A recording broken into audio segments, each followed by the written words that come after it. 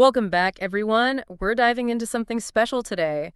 Evelyn Waugh's Brideshead Revisited. Brideshead. Quite the choice. It's a book that just begs to be discussed, wouldn't you say? Published back in 1945. Right after the war. A time for reflection, maybe? Maybe. It takes us into the world of Charles Ryder and the Flight family. English Catholics, right. Living the grand life at Brideshead Castle. Exactly. And that setting, the whole atmosphere, is key. Sprawling estates, those details. And their faith is so intertwined with everything. Catholicism isn't just a backdrop, it's practically a character. Oh, absolutely. Which reminds me, have you ever seen any of the adaptations? The miniseries is a classic, of course. Yeah. And there was that film. Right, a newer one. Plus, even an HBO series is in development now. Wow, really? Must be something about this story that keeps people coming back. No doubt. But let's not get ahead of ourselves. Focusing on the book itself, it's told in 3 parts. In Arcadia Ego, that's the first one. Then Brideshead Deserted, and finally, A Twitch Upon the Thread. Evocative titles, aren't they? Almost give you a roadmap of the emotional journey. They really do. And framing all of that is a prologue and epilogue, both set during World War II. Interesting choice. Starting and ending with the war. It's like bookends, right? The prologue opens with Charles stationed at Brideshead. But it's military base now. Yeah, so jarring, isn't it? It's almost like the war has stripped everything back to the bare bones. Forcing him to confront his memories of the past. It's powerful the way Waugh sets that up. Speaking of the past, let's delve into the characters a bit. Yes. The people who populate this world. Starting with our narrator, Charles Ryder.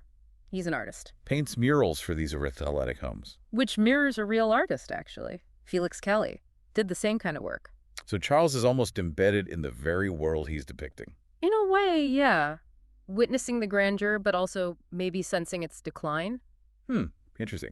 Like an outsider looking in, but also part of the system. Makes you wonder if that reflects any of his internal conflicts. And then there's the flights themselves. The heart of the story. Sebastian, the younger son, he's troubled. But charming, too, and struggles with alcoholism. He always has this teddy bear with him, Aloysius. Right, almost like a symbol of something. Definitely more than just a childhood toy. Comfort, maybe? Innocence lost? You know, Sebastian was actually based on several real people from Waugh's own life. So drawing from reality to shape the character? I wonder how much of their personalities seeped in. It adds this whole other layer, doesn't it? Makes you think about the line between fiction and reality. Then we have Julia, Sebastian's sister. Oh, she's fascinating. Marries Rex Mottram, doesn't she? Yeah, a wealthy businessman, but not exactly refined. And her marriage causes quite a stir. Because he's divorced.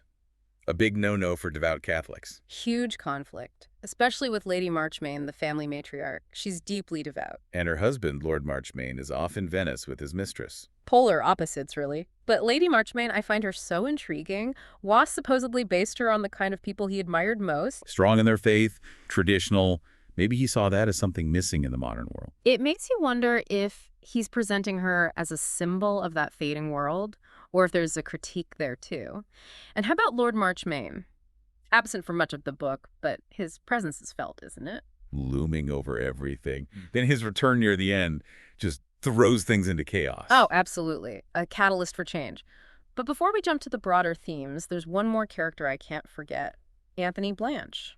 Oh, he's unforgettable. Sebastian's flamboyant friend from Oxford. Witty, cynical, and another one based on a real person, Brian Howard. Right. And that scene where he's reciting The Wasteland through a megaphone. That was inspired by someone else entirely, Harold Acton. It's like Waugh was taking bits and pieces of real life. And weaving them into this fictional world makes you question what's truth and what's invention. It really does. And Anthony, I think he provides a different perspective on the whole Flight family dynamic, almost a contrasting force. An outsider's view. But shall we dive into those themes now? The meat of the matter. Let's do it. Because Brideshead Revisited is so much more than just a story about love and loss. It grapples with some big ideas. Catholicism, it's everywhere in this book, isn't it? It really is. It's not just like a setting detail. It's like you said, almost another character. Driving their actions, their choices, everything. Like with Lord Marchmain, you know, he's off living this life apart from the church. Seems to abandon his faith. But then has this incredible deathbed conversion. Powerful scene. Receiving the last rites. Yeah. Just in case anyone's not familiar, that's where a priest comes. And, well, it's a final act of blessing and absolution. A reconciliation. And it makes you think about forgiveness, doesn't it? Is it ever too late? Exactly.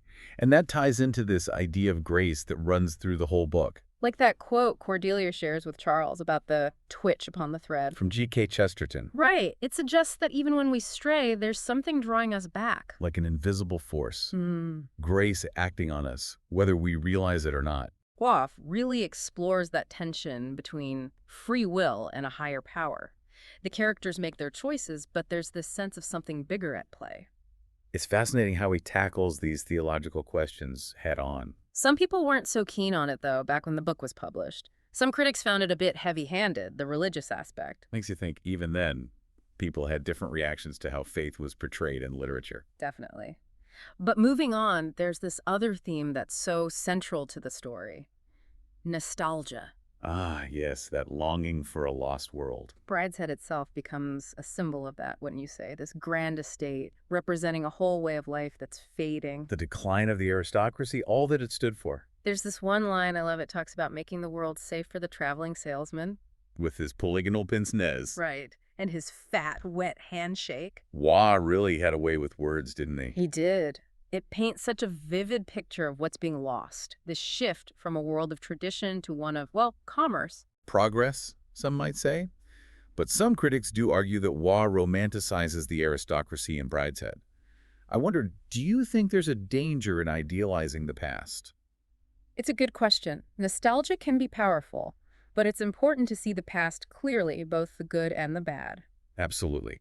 But at the heart of it all, what really draws readers in, I think, are the relationships. Oh, they're tangled, aren't they? Especially the one between Charles and Sebastian. So much debate about that relationship. Is it platonic?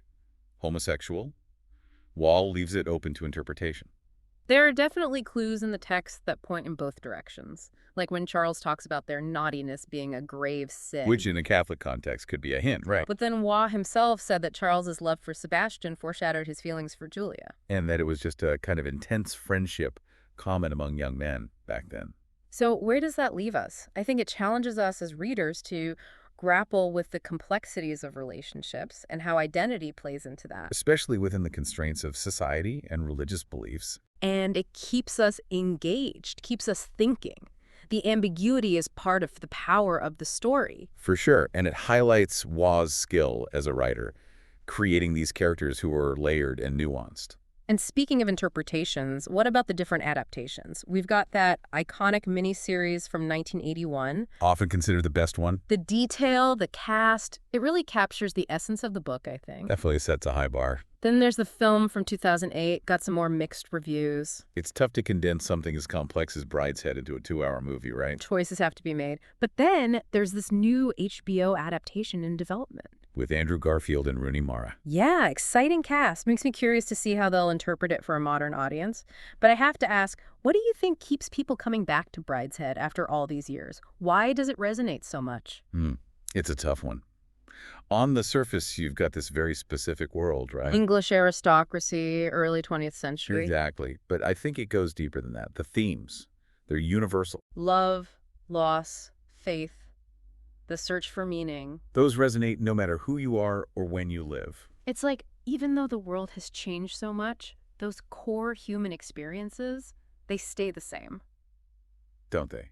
And nostalgia plays a part too, I think. Even if we've never lived in a grand estate. There's still this draw, this romantic idea of a simpler time. We're captivated by the beauty of Brideshead, even knowing it's a romanticized vision. And Waugh's structure emphasizes that. The whole story is told through memory. Charles looking back, prompted by the war. It's past and present intertwined, showing how our experiences shape us. And the war, it's like this lens, right? You see the past clearly, but with this added layer of sadness knowing it's gone. And the characters themselves, they're so well drawn. Flawed, complex, but ultimately human. You see their struggles, their moments of grace, their despair. They may be from a privileged world, but their emotions, they're relatable. We might not agree with their choices, but we can understand them. That's Waugh's skill, I think. Creating characters who are both specific to their time, yet universal. And that whole question of Charles and Sebastian's relationship, that adds another layer. Keeps us guessing, keeps us engaged. It's a testament to Waugh's writing, how he handles those nuances of human connection.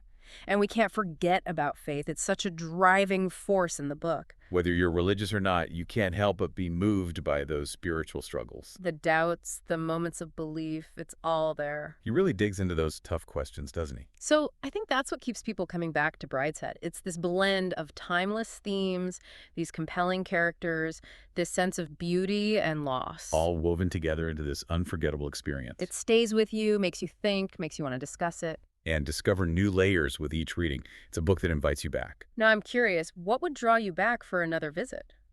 For me, it's the language. Waugh's prose is just so beautiful, so evocative. Oh, I agree. He really paints a picture with his words. And I'm always drawn back to the dynamics between the characters, especially Charles and Sebastian. Their story, it's one that could be explored and reinterpreted endlessly. It really could. And for me, it's that chance to immerse myself in that world again. The atmosphere, the grandeur. It's like stepping back in time. And who knows, maybe this time we'll find something new, some detail we missed before. That's what's so exciting about a deep dive like this. It sparks that curiosity, that desire to keep exploring. To our listener, what will you discover in Brideshead? We hope this has given you a taste of what awaits. Happy reading! Thanks for joining us.